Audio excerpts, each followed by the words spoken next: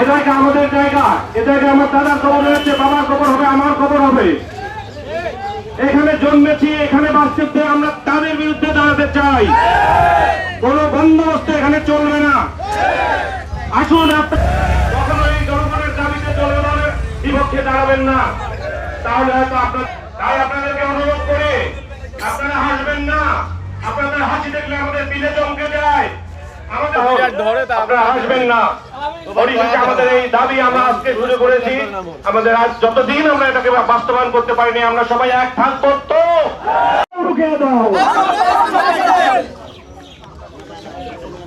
আসসালামু আলাইকুম। এবারে আমাদের মাঝে বক্তব্য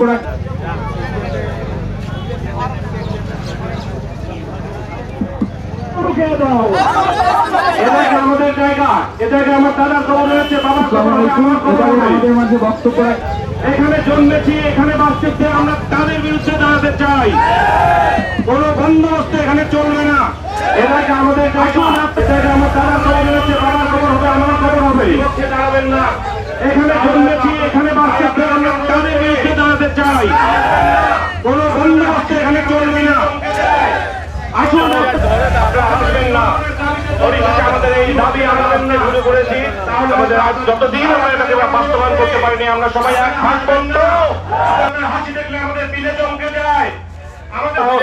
আপনারা হাসবেন না। পরিশেষে আমাদের এই দাবি আমরা আজকে শুরু করেছি। আমাদের আজ যতদিন আমরা এটাকে বাস্তবায়ন করতে পারিনি, আমরা সবাই এক থাকবো। তো আমরা এখনো দাস, আর এই ঔপনিবেশিক কাঠামোতে আমলারা হচ্ছে প্রভু। সরকারের সময় দেখেছি এদের কর্তৃত্বের ভেতর দিয়ে এই দেশ চলেছে। ফলে আমাদের বাংলাদেশের সবচেয়ে গরিব জেলা উন্নয়ন হয় নাই।